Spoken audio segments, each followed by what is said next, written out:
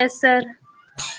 चलो ठीक है, 1 मिनट लोकेन का वेट कर लेते, शायद उसका नेटवर्क चला गया। तो एपी को बोलते हैं अरिथमेटिक प्रोग्रेशन और जीपी को बोलते हैं ज्योमेट्रिक प्रोग्रेशन। तो जब हम बात करेंगे एपी की तो हम कहेंगे कि हम समांतर श्रेणी की बात कर रहे हैं, और जब हम बात करेंगे जीपी की तो हम कहेंगे हम गुणोत्तर श्रेणी की बात कर रहे हैं। ठीक है, तो एक को बोलते हैं समांतर श्रेणी और दूसरे को बोलते हैं गुणोत्तर श्रेणी। अब धीरे धीरे हम समझेंगे कि एपी होती क्या है, एपी में कैसे कैसे क्वेश्चन बनते हैं, कुछ क्वेश्चंस भी करेंगे और जीपी पढ़ेंगे, और एक साथ में चीज होती है एचपी। एचपी को हम लोग बोलते हैं हार्मोनिक प्रोग्रेशन। जब हम एपी और जीपी कर चुके होंगे और एक अच्छी कंडीशन में पहुंचेंगे तब हम एचपी करेंगे। ये लेक्चर लगभग 2 क्लास का होगा, मतलब आज कल करेंगे और परसों तक आप लोग अच्छी कंडीशन में होंगे, फिर हम लोग एक टेस्ट करेंगे जैसा कि यूजुअली। तो हो सकता है कि आपको कल एक टेस्ट भी करना पड़ेगा after the class set theory chapter का, तो उसके लिए आप लोग प्रिपेयर रहिए। ठीक है, अगर आपको लगता है कुछ ऐसा जो नहीं पढ़ाया गया है तो आप लोग मुझे पर्सनल व्हाट्सएप कर सकते हैं, मैं आपकी हेल्प करूँ। ठीक है, तो हम शुरुआत करें बच्चों।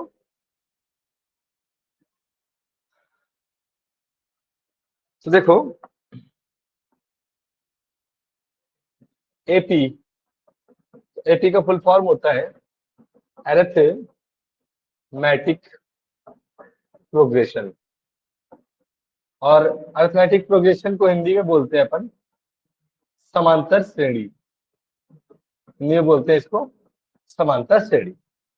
अब कोई भी एक सीक्वेंस लिखा होता है, आप देखोगे आप पाओगे कि बहुत सारे सीक्वेंस लिखे होते हैं, तो उन सीक्वेंस में कुछ एपी होते हैं, कुछ जीपी होते हैं, कुछ एचपी होते हैं और कुछ कुछ नहीं होते हैं। मतलब वो ऐसे जनरल कुछ भी लिखा होता है, उनमें कोई पैटर्न बन रहा होता है, बट जरूरी नहीं है कि वो पैटर्न एपी जीपी या एचपी का हो।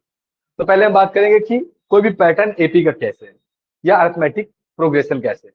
ठीक है, तो पहले हमारा एक बेसिक आइडियोलॉजी रहेगा कि हम एपी कैसे करें, एपी की अंडरस्टैंडिंग या समझ कैसे बनाएं, फिर हम जीपी पे चलेंगे और फिर हम एचपी पे चलेंगे।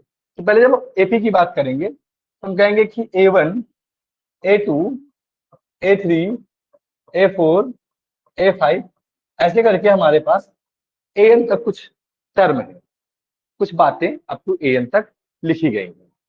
ठीक है, अब जब कुछ बातें AN तक ऐसे करके लिखी गई हैं तो आप कहोगे कि सर इस A1, A2, A2, A3, A3, A4 या हर एक टर्म में आपस में कुछ रिलेशन है।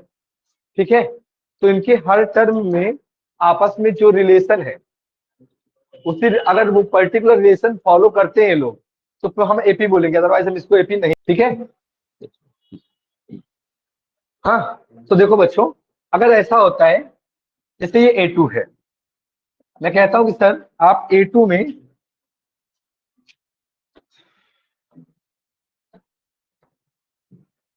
आप A2 में, सॉरी बच्चों, A2 में से अगर A1 को सब्ट्रैक्ट करते हैं, तो अगर आप A2 में से A1 को सब्ट्रैक्ट कर रहे हैं तो कुछ ना कुछ तो कॉमन डिफरेंस आएगा। अगर आप A2 में से A1 को सब्ट्रैक्ट कर रहे हैं तो कुछ कॉमन डिफरेंस आएगा, चलो इसको D1 कह लेते। सिमिलरली आप A3 में से उसके जस्ट पहले A2 है उसको सब्ट्रैक्ट करें तो D2 कह लें। फिर आप कहोगे सर मैं A4 में से A3 को सब्ट्रैक्ट करना चाहता हूँ, मैं कहूंगा आप D3 कह लो। ऐसे करके अगर आप करते जाते हो तो आप एक कंक्लूजन में पहुंचोगे, अगर AN में आप AN-1 सब्ट्रैक्ट कर रहे हो तो BN-1 ऐसा कुछ बन रहा हो। मतलब आप कर क्या रहे हो कि हर बाद वाले में से उसके जस्ट पहले वाला टर्म सब्ट्रैक्ट कर रहे हो। और अगर ऐसा करने पे आपको कुछ ऐसा दिखे कि ये जो D1 है ये बराबर हो जाए D2 के, बराबर हो जाए D3 के, बराबर हो जाएगा D4 के, बराबर हो जाए D5 के, अगर आपको कुछ ऐसा पैटर्न मिल रहा है, मतलब ये कि अगर हर बाद वाले संख्या पे नंबर्स पे उसके जस्ट पहले वाला नंबर घटाया जाए, सपरेट करा जाए, तो जो रिजल्ट है हर बार क्या आ रहा है, सेम आ रहा है, सेम आ रहा है, सेम आ रहा है। अगर कुछ ऐसा हो जा रहा है तो आप कहोगे कि हम बात कर रहे हैं अरिथमेटिक प्रोग्रेशन की। ठीक है, तो हम बात कर रहे हैं अरिथमेटिक प्रोग्रेशन की।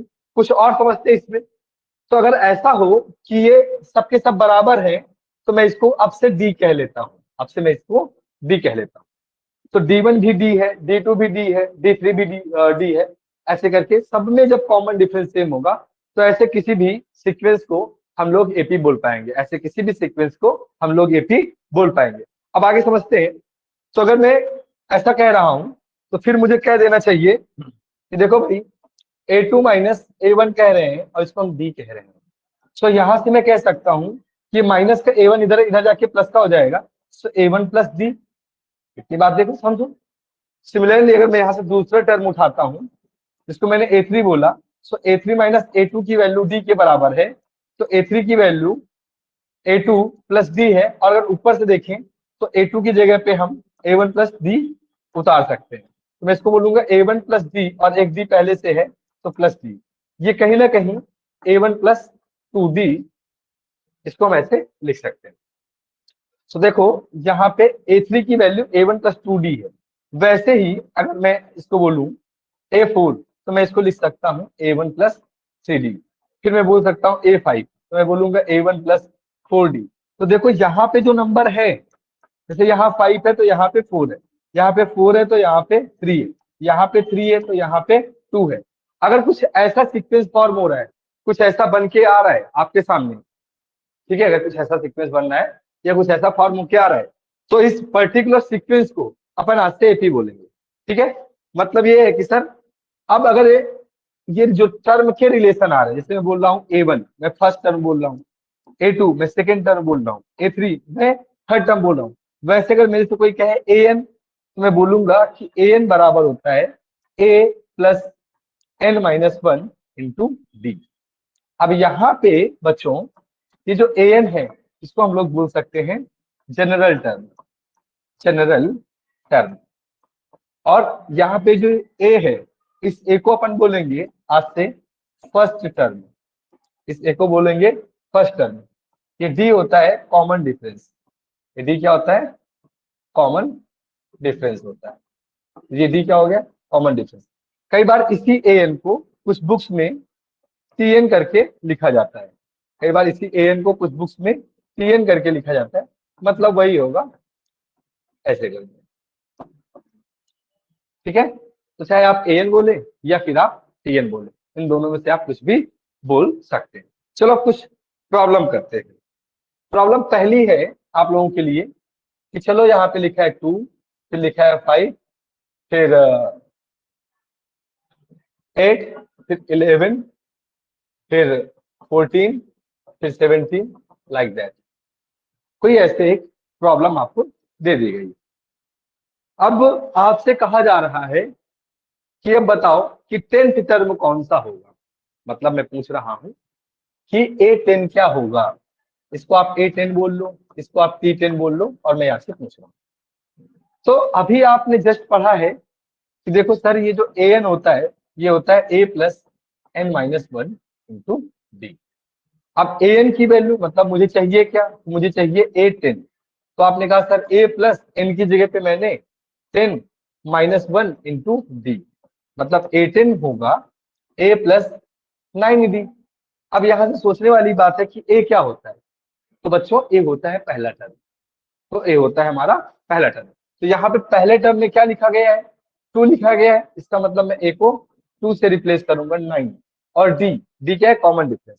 कॉमन डिफरेंस कैसे आता है, बाद वाले में से जस्ट पहले वाले टर्म का अगर मैं डिफरेंस लूं तो मैं इसको बोलूंगा कॉमन डिफरेंस। अगर मैं बाद वाले में से जस्ट पहले वाला टर्म लेता हूं तो इसी बात को हम लोग पढ़ते हैं कॉमन डिफरेंस से। तो अगर मैं यहाँ पे कॉमन डिफरेंस D निकालूं तो बाद में कौन है 5, पहले कौन है 2, क्या आ रहा है 3, बाद में कौन है 8, पहले क्या है 5, क्या आ रहा है 3, बाद में कौन है 11। तो मैं 11 में से अगर 8 को सब्ट्रैक्ट कर रहा हूँ अगेन कितना आ रहा है 3। तो आप देख पा रहे होगे कि सब में कॉमन डिफरेंस तो सेम सा है। और क्योंकि सब में अगर कॉमन डिफरेंस सेम है, अगर सब में कॉमन डिफरेंस सेम है तो डेफिनेटली ये एक एपी है, तभी मैं इसको लगा पा रहा हूँ। तो कॉमन डिफरेंस डी की वैल्यू क्या आ रही है 3 आ रही है। सो आपने कहा सर 2 प्लस 9 3 जा 27, तो ये बच्चों हो जाएगा 29। अगर ऐसे ही मैं आपसे बोलूं कि A100 क्या होगा, चलो आप लोग जल्दी से मुझे आंसर बता दो कि A100 क्या होगा, तो क्लियर हो जाए कि आपको बात समझ में आई कि नहीं आई। जल्दी से करो।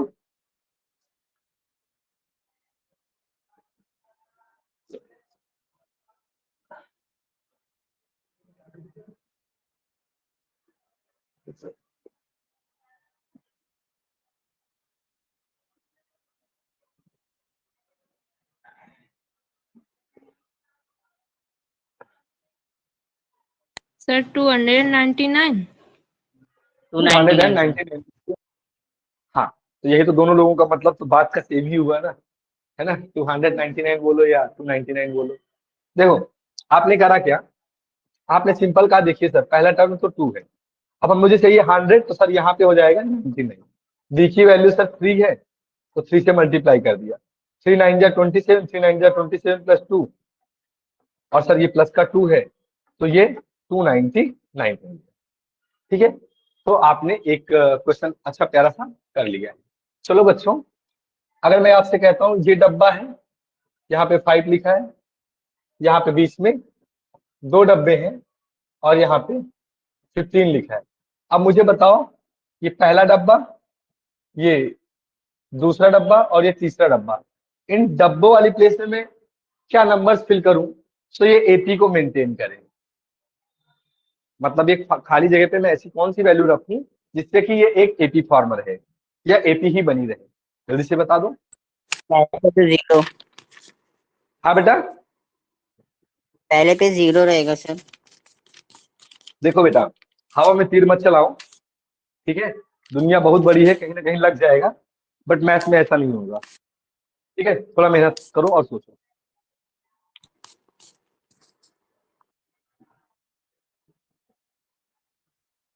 दिव्यांश बेटा आराम से क्वेश्चन करना है, इत्मीनान से सोच समझ जवाब देना। आप पढ़ने में अच्छे हो, आपने अपना होमवर्क भी मुझे भेजा है, ठीक है। सभी बेटा आपका होमवर्क नहीं आया है। सर ग्रुप पर सेंड करें कि पर्सनल वाले पर करें? ग्रुप पे मत भेजो ज्यादा।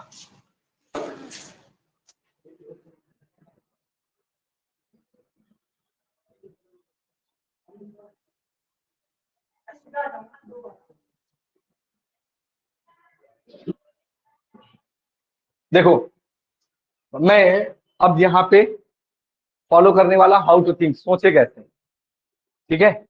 तो आपको सोचना है, आप देखो ध्यान से, इसको अगर मैं कहता हूं पहला टर्म, तो ये हुआ दूसरा टर्म, ये हुआ तीसरा टर्म, ये हुआ चौथा टर्म, और ये हुआ आपका पांचवा टर्म। क्यों, मैं सही कह रहा हूं सर? दूसरा टर्म जो भी है तो A2 ही, और A2 होना क्या चाहिए था, A+1D, मतलब D, सर जो कि किसके बराबर है, 5 के। तो सर ये कहाँ पे है, A5 पे। A5 क्या होगा, A+4D, और कौन है ये, 15 है ना।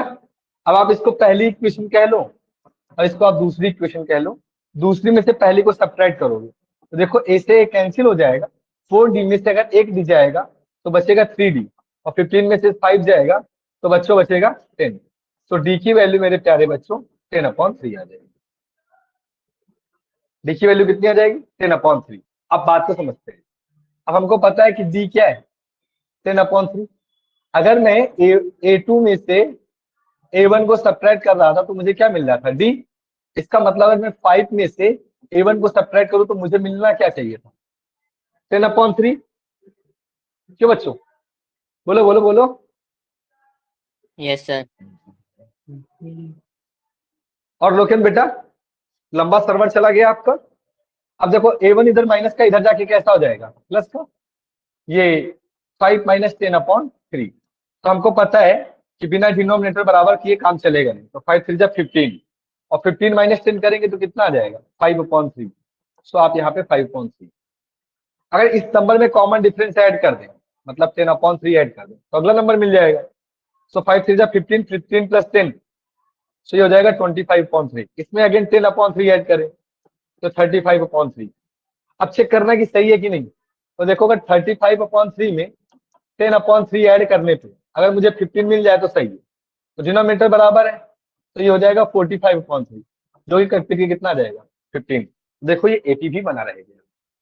शायद कुछ बात आप लोगों को समझ में आई होगी, कुछ बात तो समझ में आई होगी ना बच्चों। Yes sir.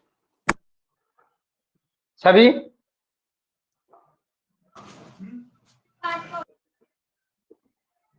बेटा आई कि नहीं आई? अरे कमेंट कर दिया करो, जरूरी नहीं कि माइक आ गई सर। बस बस बस काफी। ठीक है, चलो अगली प्रॉब्लम देखो। अगली प्रॉब्लम ये है, क्वेश्चन कह रहा है देखो sir, first term is 5 and 10th term is 6. Find common difference. Find common difference. क्या कह रहा है? पहला टर्म सर फर्स्ट 5 है और सर जो 10वां टर्म है 10th टर्म है वो 6 है, तो चलो कॉमन डिफरेंस निकालो।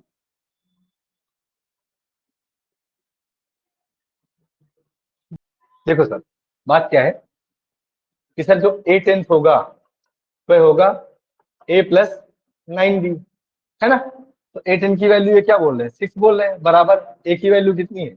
5 प्लस 9 चाहिए क्या हमको? d।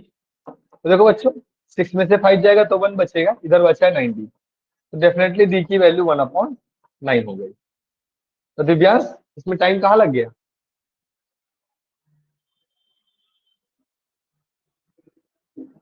दिव्यांश टाइम कहाँ लग गया? कहाँ नहीं सोच पाए आप? चलो फिर नेक्स्ट प्रॉब्लम देखो। समझ में आ गया दिव्यांश? बेटा समझ में आया था लोकेन? Yes sir. ठीक है, चलो अगला क्वेश्चन कि an बराबर 5n प्लस 3, मुझे बताओ आप 20th टर्म क्या होगा? 20th term.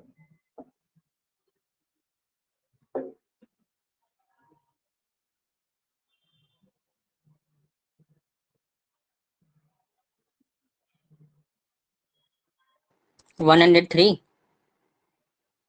103। अच्छा, तो आप मिस्टर दिव्यांश हो। छवि एंड लोकेन,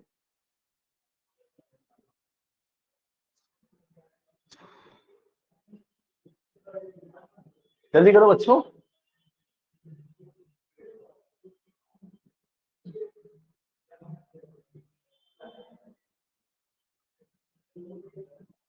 लोकेन ऑल्सो 103।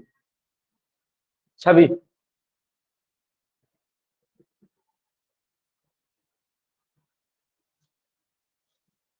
छवि बेटा जल्दी से बोलो।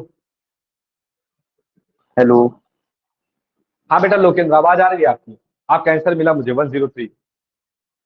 सर, वो पहले नहीं आ रही थी ना, जा रही थी इसलिए चेक कर रहा था। अच्छा अच्छा, अब बढ़िया, सर बहुत सुंदर आवाज आ 103। बहुत सुंदर आवाज आ ठीक है, तो देखो 20th टर्म, तो जब भी आपको स्टार बना लेना, जब भी आपको कोई एक्सप्रेशन मिले an equal to B X plus C type का, बी सी कोई भी रियल नंबर होंगे, बी कॉमा सी कोई भी रियल नंबर हो, तो ये हमेशा एक एपी फॉर्म करेंगे। Always form an AP, always form an AP, तो ये हमेशा ही एक एपी को फॉर्म करेंगे। ठीक है, this will always form an AP, इससे हमेशा एक एपी फॉर्म होगा। अब चलते हैं क्वेश्चन चेक करते हैं आप लोगों ने सही करा कि नहीं करा। तो अगर आपको कुछ ऐसा लिखा मिलता है तो ये हमेशा एक एपी होगा। मुझे क्या चाहिए? A20, तो मैं लिखूंगा A20, करना कुछ नहीं, बस n को रिप्लेस कर देना 20 से। सो 5 इंटू 20 प्लस 3, ठीक है, 5 इंटू 20 प्लस 3, सो 25 से 100, 100 प्लस 3, 103। इस बार सभी लोग सही हैं। चलो अब एक बात और समझो, अब एक बात और समझो, किसी एपी में अगर हर एक टर्म में कोई कांस्टेंट नंबर के ऐड कर दिया जाए, किसी एपी में अगर हर एक टर्म में कोई एक कांस्टेंट नंबर में ऐड कर दूं तो तब भी वो एपी ही बना रहेगा, या कोई कांस्टेंट नंबर में उससे सब्ट्रैक्ट कर देता हूं तब भी वो एपी बने रहेगा। और इंटरेस्टिंग चीज ये है कि अभी भी जो कॉमन डिफरेंस होगा वह सेम रहेगा, मतलब कॉमन डिफरेंस में कोई डिफरेंस नहीं आना है। ठीक है, मैं क्या कह रहा हूँ इसका मतलब आप ऐसे समझे, जैसे कोई एपी है, उसका पहला टर्म A1 है, दूसरा टर्म A2 है, तीसरा टर्म A3 है, चौथा टर्म A4 है, ऐसे ही कोई एक एपी AN है। मैं चाह रहा हूं कि मैं सर सब में 2 ऐड कर दूं, सब में मैं 2 ऐड कर दूं, तो ये जो नया सीक्वेंस बना है पहली बात तो ये एपी रहेगा, और दूसरी बात ये कि ये कॉमन डिफरेंस चेंज नहीं होगा। दूसरी बात ये कि कॉमन डिफरेंस चेंज नहीं होगा। एग्जाम्पल के तौर पे मैं ले लेता हूं 1, 5, 9, 13, 17, 21 लाइक दैट, ऐसे ले लिया। पहली बात तो बच्चों ये बताओ कि ये एपी है कि नहीं। तो शुद्ध रूप से अगर प्रॉपर तरीके से मैं इसको कंफर्म करना चाहूं कि ये एपी है कि नहीं, तो मैं करूंगा क्या, मुझे क्या करना चाहिए, बेसिकली मुझे करना चाहिए 5 में से सब्ट्रैक्ट। तो अगर मैं 5 में से 1 को सब्ट्रैक्ट करता हूं तो मुझे डिफरेंस क्या मिल रहा है, 4। 9 में से 5 को सब्ट्रैक्ट कर रहा हूँ, डिफरेंस 4। 13 में से 9 जा रहा है तो 4। 17 में से 13 जा रहा है तो 4। 21 में से 17 जा रहा है तो 4। ऐसा मैं कर पा रहा हूँ। इसका मतलब डेफिनेटली ये क्या है, एक एपी। अगर मैं हर एक टर्म में 3 ऐड कर दूं, तो मतलब अगर मैं ऐसा कहता हूं 1 + 3, तो मुझे ये 4 मिल जाएगा। 5 + 3, तो ये मुझे कितना मिल जाएगा, 8 मिल जाएगा। 9 + 3 कितना मिल जाएगा, 12। 13 + 3 16। 17 + 3 20। 21 + 3 24। देखो मैंने सभी टर्म में 3 3 ऐड कर लिया, मतलब मैंने क्या करा कि सर सब में 3 ऐड कर लिया। ठीक है, तो देखो बच्चों पहले कॉमन डिफरेंस 4 था, अभी फिर से करके देखो। 8 - 4 4। 12 - 4 4। 16 - 12 4। 20 - 12 16 4। 24 - 20 4। तो सब्ट्रैक्ट करने के बाद भी आप कैसा क्या पा रहे हो, सब्ट्रैक्ट करने के बाद भी तो आपको ये बात समझ में आ रही है कि सर कॉमन डिफरेंस तो अभी भी मेंटेन है। तो जब पहले कॉमन डिफरेंस 4 था और अभी भी कॉमन डिफरेंस क्या आ रहा है, 4 ही आ रहा है। इसका मतलब ये जो नया सीक्वेंस फॉर्म हो रहा है ये एपी है।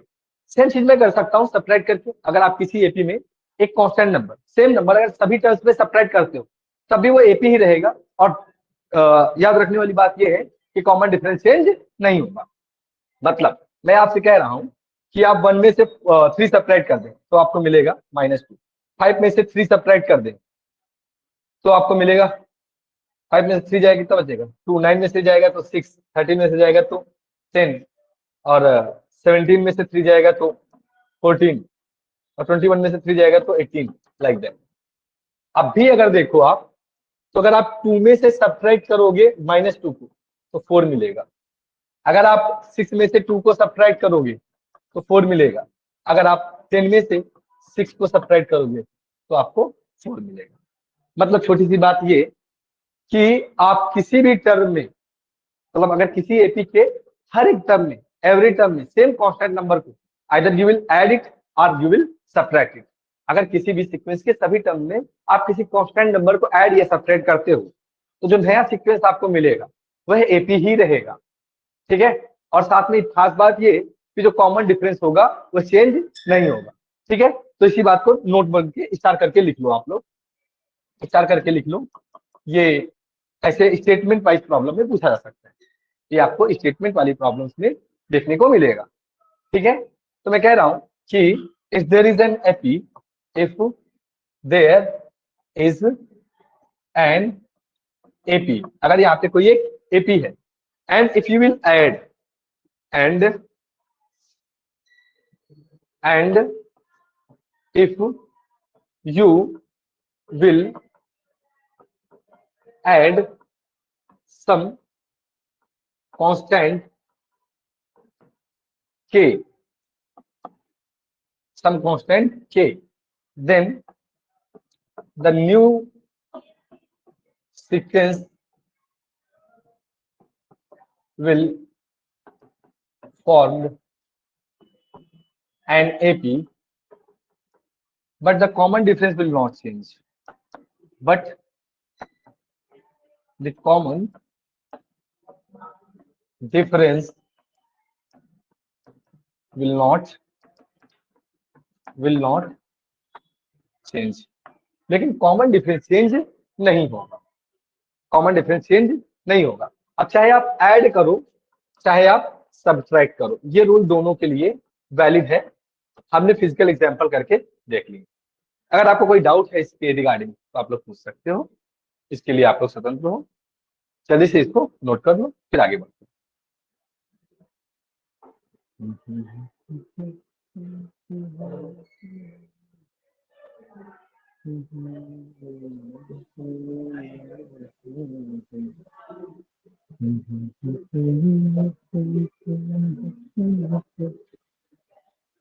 जल्दी से करो नोट, नोट करके अपने अपने हाथ उठा देना, है ना?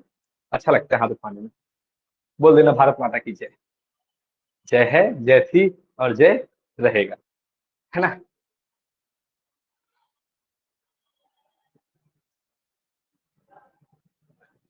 ओके, बाकी मेरे दो शेर अभी बचे हैं, तो नोट करेगा हैंड रेस करेगा। ओके,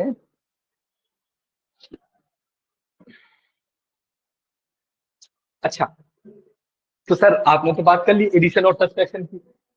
सर अब ये क्या होगा, मुझे बताओ कि अगर मैं किसी एपी में किसी कांस्टेंट नंबर को मल्टीप्लाई कर देता हूँ हर एक टर्म में, तो क्या होगा? तो क्या होगा? ठीक, अगर मैं किसी एपी के हर एक टर्म में किसी एक कांस्टेंट नंबर को मल्टीप्लाई कर देता हूँ अदर देन 0, तब क्या होगा? एक बार सोच के देखो, एक छोटी सी एपी बनाओ, सेम फिनोमेना करो, फिर मेरे से बात करो। मतलब मैं कह दे रहा हूँ चलो सर एपी बनाते हैं पहले तो सर मैं एपी बनाया 1 4 7 10 13 16 19 ब्ला ब्ला ब्ला ब्ला ब्ला लाइक दैट। तो मैंने एक एपी बना ली। अब मुझे ये बताओ मेरी एपी सुंदर है कि नहीं? जल्दी से बताओ। अरे माइक ऑन कर लिया करो कभी कभी। बोलो भाई, ये एपी है कि नहीं? लोकेश आपकी आवाज अच्छी आ रही थी, बताओ ये एपी सुंदर है कि नहीं?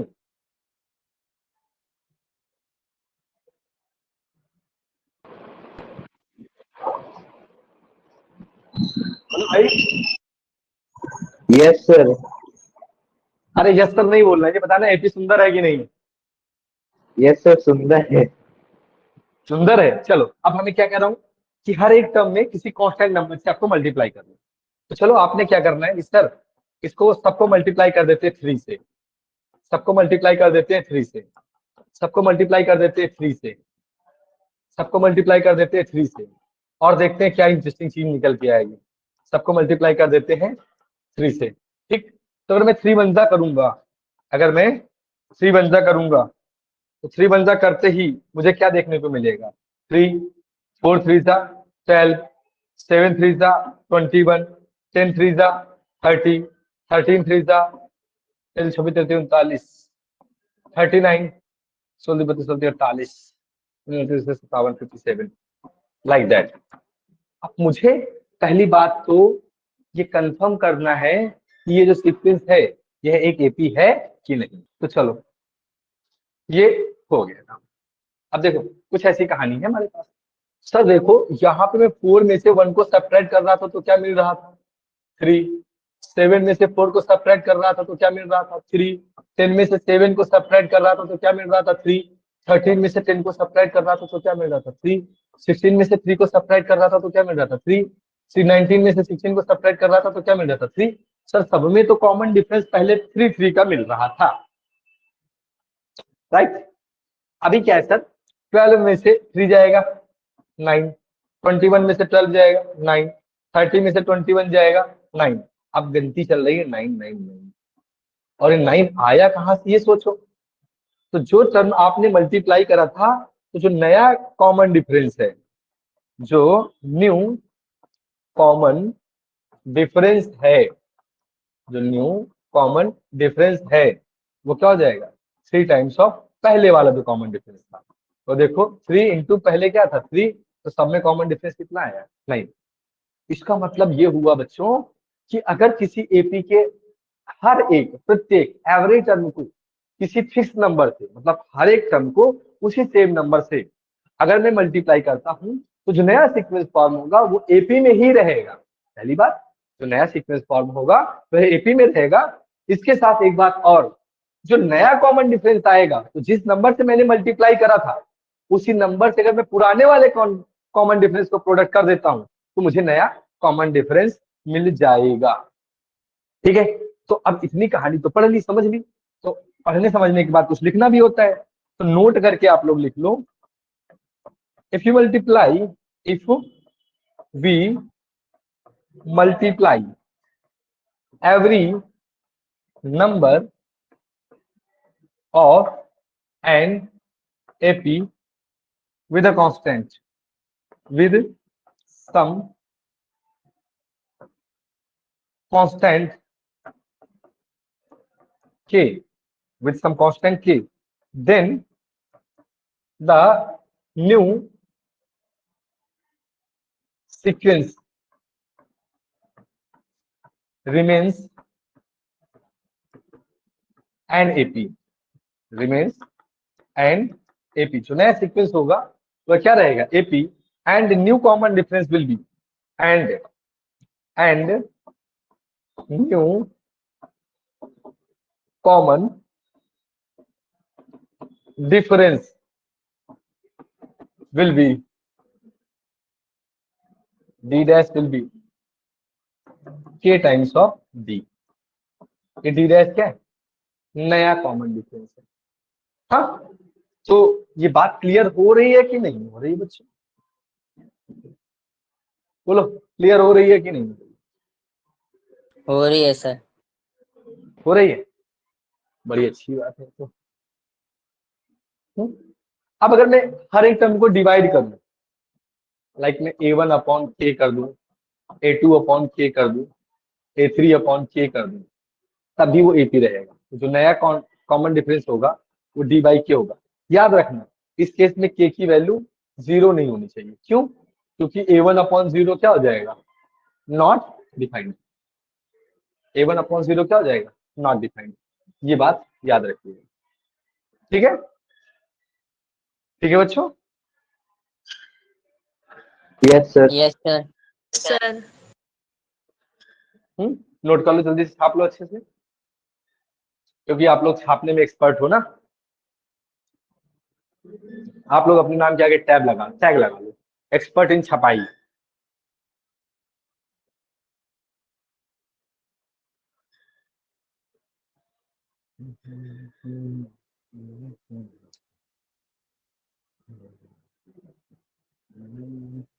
इसका लिख जाए ना।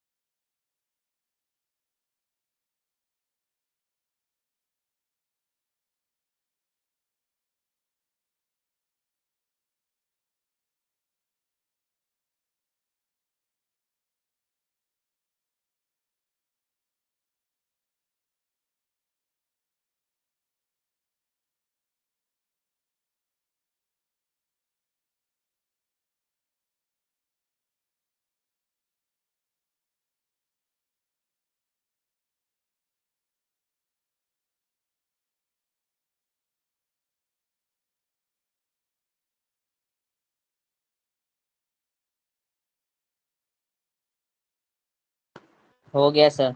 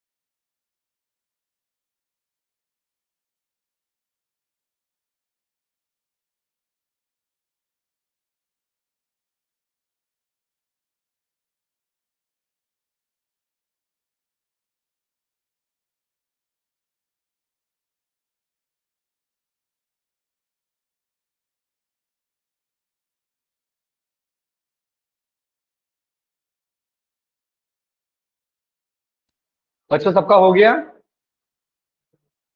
सही बेटा? Yes yes sir sir. हो गया। हाँ हाँ बता दिया करो।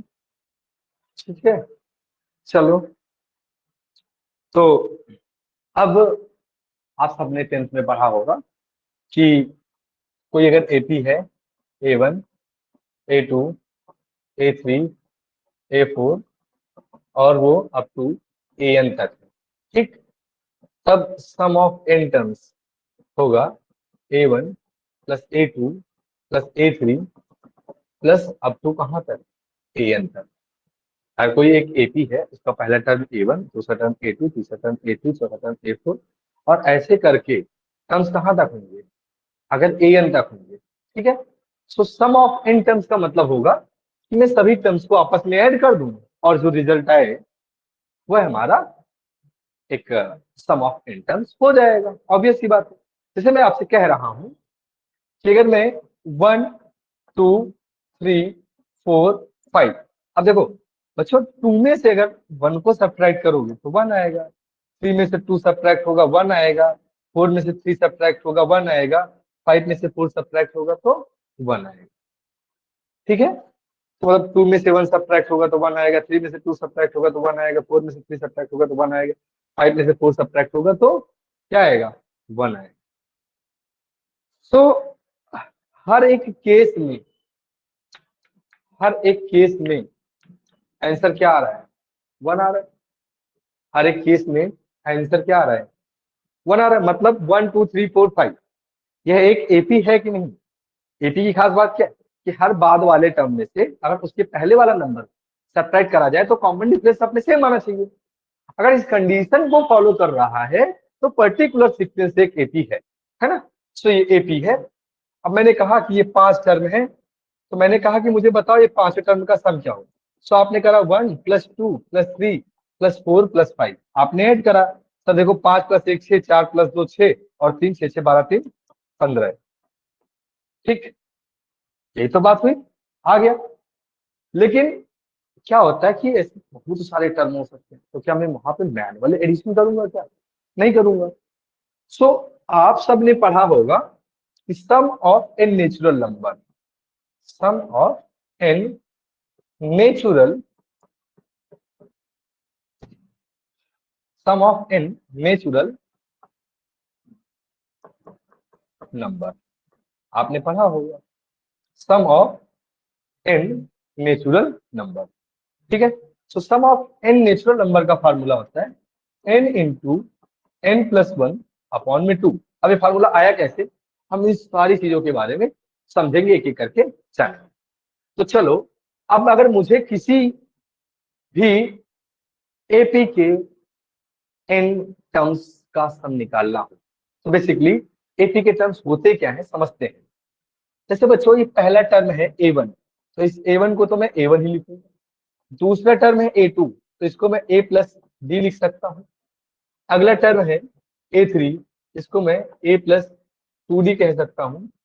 अगला टर्म है A4, इसको मैं A प्लस 3D लिख सकता हूँ। अगला टर्म है A5, इसको मैं A प्लस 4D लिख सकता हूँ।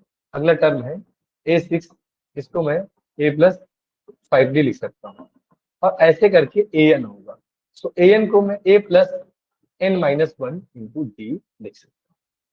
ठीक है, जैसे देखो बात समझो, यहाँ पे पहला टर्म है तो अगर मैं चाहता तो A1 प्लस 0 डी लिख सकता हूँ। 2 है तो यहाँ 1, यहाँ 3 है तो यहाँ पे 2 है, 4 है तो 3। वैसे यहाँ पे n है, मतलब जो भी नंबर होगा उससे तो एक कम होगा, है ना?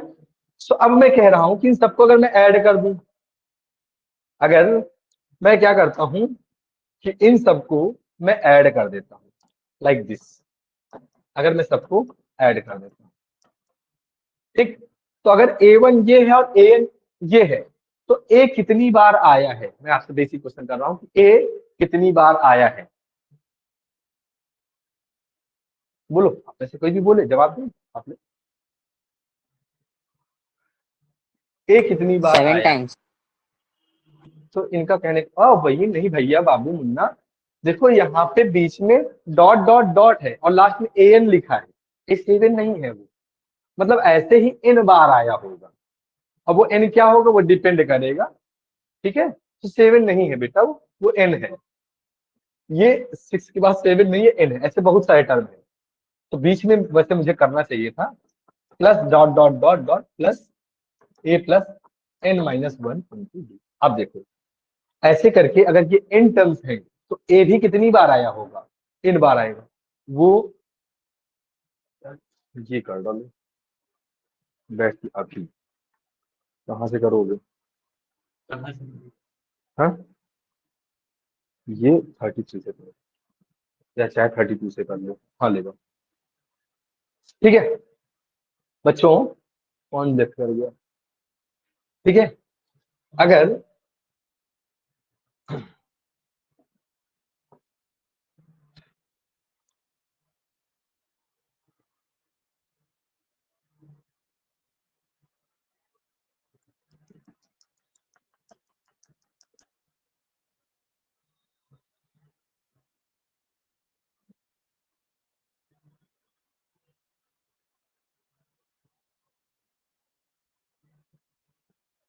बच्चों बोलो भाई, आगे बढ़े।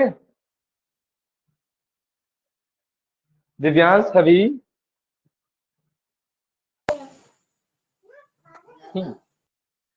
देखो बच्चों अब क्या होगा, a1 या a कितनी बार आया, 1 2 ऐसे करके n टाइम्स आया। तो अगर मैं 1 प्लस 1 प्लस 1 3 बार करता हूं तो 3 आ जाएगा। 1 प्लस 4, अब देखो मैं ऐसा करता हूँ a plus a plus a तो कितना आ जाएगा 3a। अगर मैं करता हूँ a plus a plus a plus a कितना आ जाएगा 4a आ जाएगा। मैं ऐसे कुछ भी करता हूँ। तो अगर मैं a को ऐड कर रहा हूँ n times, n bar a को ऐड कर रहा हूँ, अगर मैं a को n बार ऐड कर रहा हूं तो यह बात हो जाएगी n a, यह बात हो जाएगी n a प्लस। अब देखो अब ये सारे a खत्म हो गए, अब बचा क्या हमारे पास d plus 2d plus 3d plus ऐसे करते करते कहां तक गए n माइनस 1 इंटू डी तक। ऐसा करते करते हम लोग कहां पहुंचे, n माइनस 1 डी तक पहुंचे। ठीक है अब क्या है कि देखो बच्चों ये Na था प्लस, अगर इसमें भी डी है, यहाँ पे भी डी है, यहाँ पे भी डी है, ऐसे हर एक टर्म में डी है। तो मैं क्या करता हूँ बच्चों, सबसे डी को कर लेता हूँ कॉमन, तो यहाँ डी निकल जाएगा तो 1 बचेगा, 2 बचेगा, 3 बचेगा, और ऐसे करते करते सबसे आखिरी में n माइनस 1 बचेगा। सबसे आखिरी में क्या बचना है, n माइनस 1 बचेगा। यहाँ तक बात समझ में आई दिव्यांश? Yes sir. अब देखो क्या होगा, जैसे मैं कहता हूं सर कि अगर 1 plus 2 plus 3 plus 4 plus dot dot dot up to n ऐसे करके नेचुरल नंबर लिखें तो इनका सम होगा n into n plus 1 upon में 2। लेकिन सर यहाँ पे n नहीं है सर, यहाँ पे n माइनस 1 टर्म है, यहाँ पर n माइनस 1 टर्म। अब क्योंकि मेरे बच्चों यहाँ पे n माइनस 1 टर्म है तो इतनी बात का जो सम होगा, तो जहां पे यहाँ पे n है वहां पे n माइनस 1, और फिर से जहां पे n है वहां पे n माइनस 1, और देखो साथ में प्लस 1 है तो प्लस 1 कर दूंगा और अपॉन में क्या कर दूंगा 2 कर दूंगा। ठीक है अब देखो मैं इसको थोड़ा सा हटा दे रहा हूँ फार्मूला। अब यहाँ पे n a प्लस, देखो n ये माइनस का 1 ये प्लस 1 तो बचेगा क्या n, तो n into n minus 1 upon में 2, और d को मैं पीछे लिख दे रहा हूँ, कुछ नया नहीं करा मैंने कुछ भी नया नहीं करा। फिर मैंने क्या करा कि देखो सर इसमें भी n है इसमें भी n है, तो मैं दोनों से ही n को कॉमन कर लूंगा। अब सर एक समस्या और, यहाँ पे डिवाइड में 2 है यहाँ नहीं है, तो आप क्या करो ना कि 2 से मल्टीप्लाई कर दो और 2 से डिवाइड कर दो। तो देखो इसके नीचे भी 2 दिखेगा, यहाँ भी 2 दिखेगा, तो 2 भी कॉमन कर दिया। अब ऊपर से 2 सॉरी ऊपर से n कॉमन हुआ तो बचेगा क्या इधर 2a, यहाँ से भी n कॉमन हुआ नीचे से 2 कॉमन हुआ तो बचेगा क्या n माइनस 1 इंटू डी। तो हमने करा क्या है एक्चुअली, तो हमने n टर्म्स को आपस में ऐड करा है। हमने क्या करा है, n टर्म्स को आपस में ऐड करा है, तो इसी बात को हम लोग बोल देंगे Sn। इसी बात को क्या बोल देंगे, एसएन। अब थोड़ी सी बात और समझेंगे। सर अगर ये एसएन है तो सर मुझे कुछ ऐसा भी तो लग रहा है कि इस 2a को क्यों ना मैं अब a प्लस ए लिखूं। अगर इस 2a को मैं a प्लस ए लिख रहा हूं तो आगे चल के ये n minus one into d, ये कुछ ऐसे हो गया, ये कुछ ऐसे मसला बना। अब क्या है कि इसको मैं बोलूंगा l या tn बोलूंगा, तो भी बोलना है आप बोल सकते। तो एसएन का एक फार्मूला आपके पास और होता है n upon two a plus L, और एल का मतलब है लास्ट टर्म। एसएन क्या होगा, n upon two a plus L, और एल का मतलब होगा लास्ट टर्म। क्योंकि हमने अभी पहली एक्सरसाइज अभी कर रहा था, मैंने वहां पे पढ़ा था ना कि a plus n minus one into d, चाहे इसको आप टीएन बोल लो, एन बोल लो, या फिर इसको आप एल कह लो। तो एसएन का एक फार्मूला ये है। तो अब आपको sum of n terms of an AP idea लगाना, कहाँ से आता है फार्मूला, कैसे आता है। क्योंकि जब आप फार्मूला निकालना सीखते हो तो आप सीखते हो कि एग्जैक्टली प्रॉब्लम को कैसे सॉल्व करा जाए, प्रॉब्लम को सॉल्व करने की अप्रोच क्या रहे। ठीक है, ये बहुत बेसिक बेसिक बातें हैं बट बड़ी यूजफुल है। ठीक है, सो नोट करो आप लोग।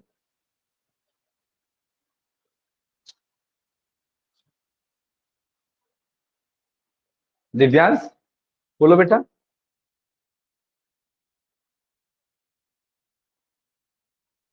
Yes sir. समझ में आ गया ना हाँ सर। ये फार्मूला कैसे आया।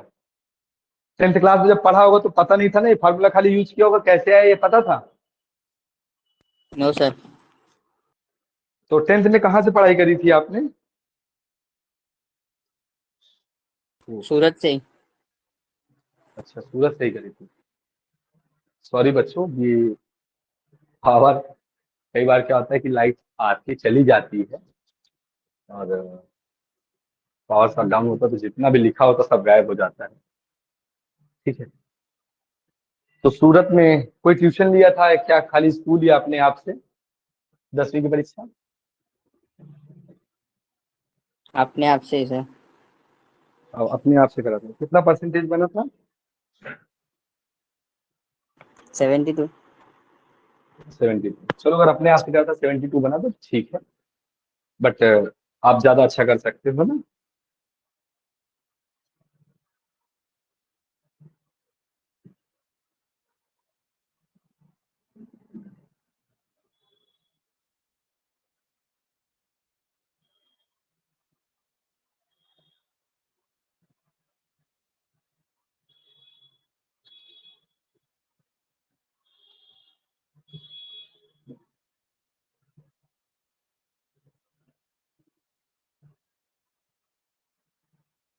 चलो, तो अब क्योंकि लाइट चली गई थी तो जो लिखा था वो हट गया।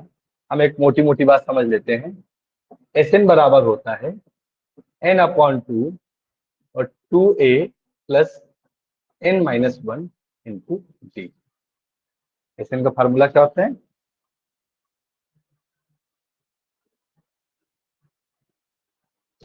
तो एस एन का फार्मूला होता है n upon two a plus n minus one into d. ये एस एन का फार्मूला। एस एन का दूसरा फार्मूला लिख लो। एस एन का दूसरा फार्मूला होता है एन अपॉन टू और ए प्लस एल, ये भी एस एन का फार्मूला होता है। ठीक है, अब कैसे प्रॉब्लम आएंगी या प्रॉब्लम कैसे करेंगे थोड़ा सा देखते हैं इस पे भी। तो बच्चों बात ये है कि अगर कोई एक एपी है, चलो ले लेते हैं 1 4 7 10 13 17 सॉरी 16 19 22 और ऐसे करके एन टर्म्स। ठीक है, अब मुझे निकालना है सम ऑफ 20 टर्म्स बराबर क्वेश्चन मार्क। तो आप लोग आंसर करो कि इस 20 की वैल्यू क्या होगी।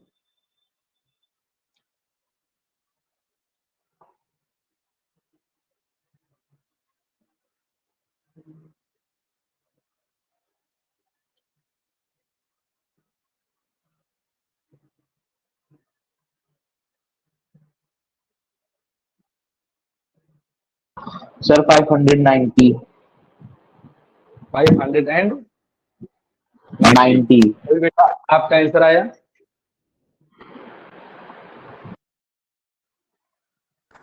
590 सर। अच्छा, क्या लोकेंद्र भी क्लास में है क्या? लोकेंद्र बेटा, सर मैंने ही अभी बोला था। अच्छा आप लोकेंद्र थे कि छवि? Yes sir. अरे क्या, लोकेंद्र भी क्लास में है कि नहीं? हाँ या ना में बोलो। Yes sir. बट लोकेंद्र आप मुझे मेरे फोन में दिख नहीं रहे हो। सर मैं तो हूँ। चलो ठीक है, पढ़ रहे हो तो अच्छी बात है। आंसर क्या है बच्चे? 590 sir. 590। 590, right? Yes sir sir. 1140। ये देखो हमारी छवि बिटिया कितना लेके आया, 1140। बहुत बढ़िया, किसी का तो अलग आया, अच्छा लगता है ना? चलो देखते हैं करना क्या है। सर फार्मूला क्या कह रहा है? फार्मूला कह रहा है सर n/2, तो सर 20/2। फिर सर 2a, तो एक ही वैल्यू 1 है तो 2 1 जा 2, प्लस 20 चाहिए, 20 में से एक जाएगा 19। सर कॉमन डिफरेंस 4 में से एक गया 3। ठीक, अब सर देखो इसको काटे पीटेंगे, ये मिलेगा 10 और मिलते मिलते 57, 57 और प्लस 2, तो ये हो जाएगा 59, और 59 इंटू 10 बराबर हो जाएगा 590। अब ये बताओ सही जी, आपका 1140 कहाँ से आया? सॉरी, हमने मल्टीपल किया था 57 का 2 में। अच्छा अच्छा, ठीक है, मतलब पढ़ते समय ध्यान रखना है। एक हिंदी में कहावत है, मन अंते चित अंते जियरा भय उदास, है ना? सुना है कि नहीं सुना है बच्चों? लो, बच्चे चले गए। अरे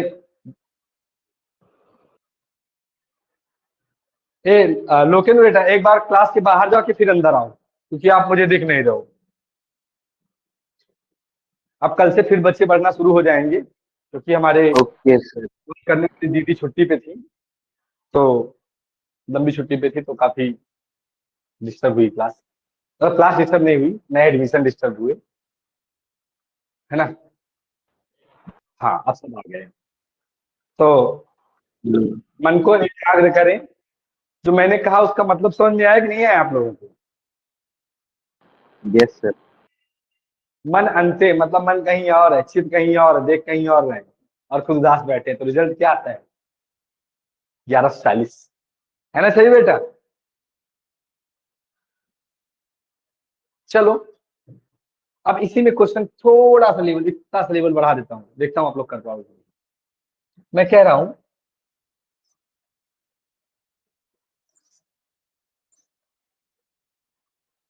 if this AP has 40 terms, if this AP has 40 terms, then then find the sum, then find the sum of last 20 terms. Then find the sum of last 20 terms. जल्दी से कर।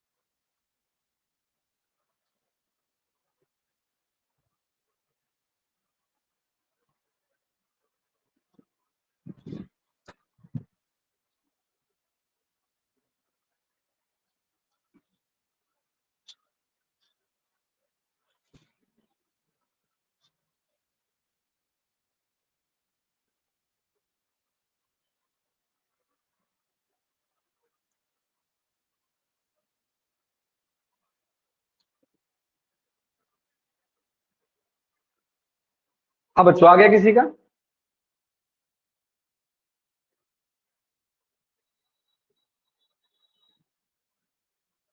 अरे अब तक आ जाना चाहिए था। देखो तरीका क्या होगा, तो हमें एपी में 40 टर्म है और मुझे आखिरी के 20 टर्म को ऐड करना है। सर आखिरी टर्म होगा क्या, मैं कहूंगा a प्लस 39 डी। ए कितना है 1, 39 कॉमन डिफरेंस कितना है 3। तो सर 1 प्लस 9 3 जा 27, 3 3 जा 9, 9 प्लस 2 11। तो A40 की जो वैल्यू होगी वो होगी 118। 29 27 11, ठीक है। अब अगर मैं आखिरी में चलूं, सबसे आखिरी में अगर 118 है, इसमें से मैं 3 सब्ट्रैक्ट करूं तो 115 मिले, फिर 3 सब्ट्रैक्ट करूं तो 79 मुझे क्या मिलेगा। हाँ बेटा 179 है आंसर। अच्छा 179। मेरा तो यही आया, पता नहीं क्यों। अरे रे रे रे, देखते बाबू। तो ऐसे ये एपी बनेगी। अब इस एपी को मैं थोड़ा उल्टा करके लिखता हूँ। तो पहला टर्म 118, दूसरा टर्म 115, तीसरा टर्म 112, अगला टर्म 109। अब कुछ होगा। अब मुझे अगर ऐसी एपी है तो कॉमन डिफरेंस तो नेगेटिव हो सकता है। तो डी की वैल्यू देखो इस केस में हो जाएगी -3। अब लास्ट टर्म को फर्स्ट टर्म मान लूंगा 118 है। निकालना क्या है S20। तो मैं 20/2 और 2a, तो 2 इंटू 118 प्लस 20 चाहिए तो 19। कॉमन डिफरेंस क्या है -3। इसको सिंप्लीफाई करो। सो S20 20/2 करेंगे तो 10, 18 टू ज़ा, अरे देखो भाई 2 अठे 16, 2 2 3 2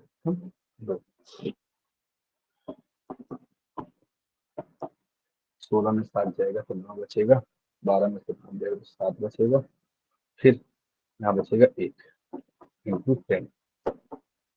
तो बच्चे समझ में आ गया तुम्हारी गलती कहाँ है।